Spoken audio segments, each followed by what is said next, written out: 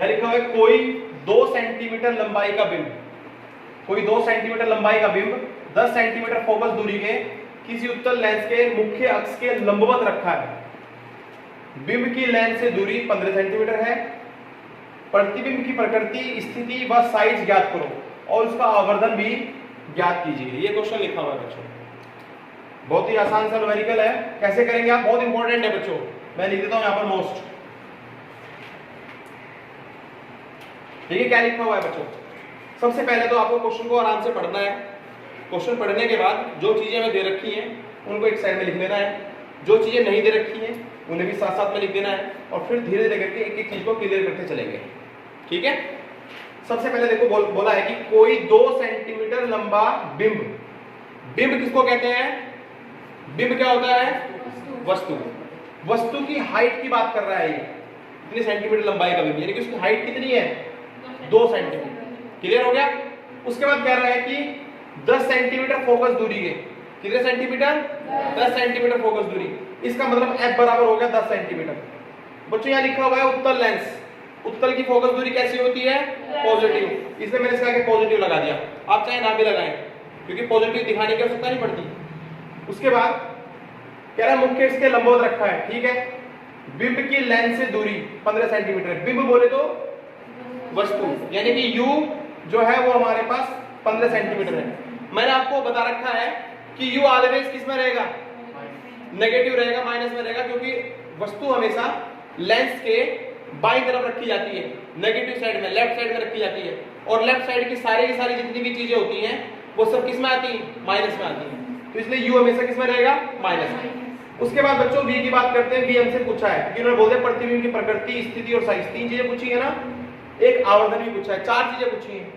स्थिति का मतलब हो गया उसकी स्थिति, सिचुएशन कहाँ है, कितनी दूरी पर बनेगा, इसका मतलब V पूछ लिया है।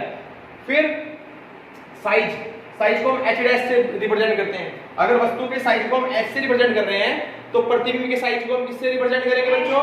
h डैश से। तो इसका मतलब ये हमारे पास h डैश हो गया। आवर्धन को हम रिप्रेजेंट करते हैं बच्चों m से, वो भी पूछा है। और चौथी चीज प्रकृति, वो हमने लास्ट में निकाल दी है। ठीक है। कैसे करेंगे देखिए, सब चीजें हमने रख दी हैं। उसके बाद लेंस फॉर्मूला है 1/f = 1/v - 1/u। इसकी बात करते हैं। देखिए f कितना है हमारे पास? 10, ये रख दिया 10।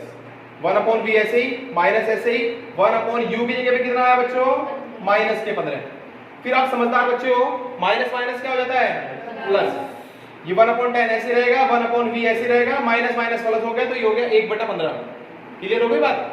उसके बाद बच्चों आप क्या करोगे? 1/10 को ऐसे लिख दीजिए, इस 1/15 को बराबर के इस तरफ लेके जैसे आएंगे ये माइनस का हो जाएगा, प्लस का था ना। जो प्लस का होता है बराबर के उधर, वो इधर आके किसका हो जाता है? ये माइनस का हो गया। बराबर में 1/v रह गया। क्लियर है। उसके बाद मैंने आपको बताया था क्रॉस मल्टीप्लाई करने के लिए क्या करते हैं? पहले 15 की मल्टीप्लाई 1 में करेंगे तो 15 ही कम, फिर माइनस बीच में लगाएंगे, 10 ही कम, और 15 की और 10 की दोनों के आपस में गुणा करने से आ जाता है 150। और 1/v रहेगा ऐसे का ऐसा ही। 15 में से 10 गए तो बच्चों कितने बचेंगे? और ये 150 नीचे ऐसे का ऐसा ही। फिर 5 का बड़ा आपको आता है ना। अब हम काटेंगे, मतलब भाग देंगे। भाग देने का मतलब कैसे? भाग बड़ा आसान होता है इसमें। आपको बस ये सोचना होता है कि जिस संख्या से ऊपर वाली संख्या कटेगी उसी से आपकी नीचे वाली भी कटनी चाहिए। ऐसे काट लेते हैं। तो 5 का टेबल पढ़ा हमने, 5 ही कम 5, और 5 किया 15 3 बार। साथ में 0 थी ना जो, वो 0 ऐसे लगा दी। क्लियर हो गया। तो ये आ गया 1/30 बराबर 1/v। अगर 1 के बराबर है तो v किसके बराबर होगा? 30। अगर भैया 1 के बराबर है तो v किसके बराबर होगा? तो v बराबर हो गया 30 सेंटीमीटर। यदि बात क्लियर हो गई तो हमारा एक चीज तो निकल गई, यहाँ पर v तो निकल गया है ना। अब बात करते हैं h डैश की। तो प्रतिबिंब के साइज की बात करते हैं। प्रतिबिंब का साइज होता है h डैश बटे h = v/u। तो h डैश ऐसे ही रखा रहने दिया। ये जो h अपोन में था ना बच्चों, इसे उधर लेके चला गया मैं। जब ये अपोन में होता है, भाग में होता है, तो बराबर के उस तरफ जाकर किस में चला जाता है? गुणा। मैंने आपको 4 चीजें बताई हुई हैं। जो चीज बराबर के इस तरफ भाग में होती है वो गुणा में चली जाती है, जो गुणा में होती है वो भाग में चली जाती है, जो प्लस में होती है वो माइनस में चली जाती है, जो माइनस में होती है वो प्लस में चली जाती है। ये 4 चीजें याद रखा होगा बस। ठीक है। तो ये हमारे पास h डैश बराबर आ गया v/u, और ये h जो था वो मल्टीप्लाई में चला गया। उसके बाद h डैश ऐसे रखा रहने दिया। v कितना है बच्चों? v है हमारे पास 30 सेंटीमीटर, वो 30 रख दिया। u कितना है हमारे पास? -15। ये h कितना है? 2। तीनों की वैल्यू रख दी। 15 का पहाड़ा हमें आता है, 15 एकम 15, 15 दूनी है ना, तो ये 2 बचा, साथ में माइनस भी था, तो 2 दूनी 4 और साथ में ये वाला माइनस आगे लगा दिया इसके, तो एच बराबर कितना आ गया, माइनस के 4 सेंटीमीटर। बिल्कुल कोई कंफ्यूजन वाली बात यहाँ है ही नहीं अब तक। उसके बाद बच्चों आवर्धन की बात करेंगे। आवर्धन को हम m से रिप्रेजेंट करते हैं, इसके लिए फॉर्मूला है v/u। m बराबर v कितना है बच्चों 30, u कितना है बच्चों -15, 15 दूनी 30, साथ में लगा था माइनस को यहाँ लगा दिया, तो हमारे पास m भी आ गया कितना -2।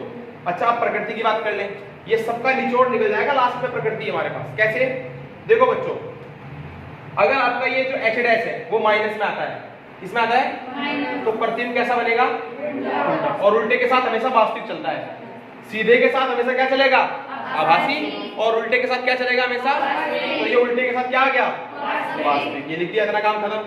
फिर कह रहा है वस्तु से बड़ा बनेगा, ये कैसे पता चला, देखो वस्तु कितनी थी 2 सेंटीमीटर की, प्रतिबिंब कितना बना 4 का, तो डबल हो गया ना उसका, तो इसका मतलब वस्तु से बड़ा बनेगा।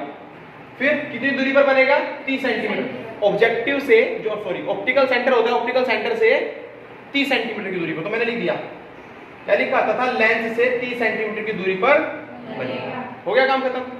चलिए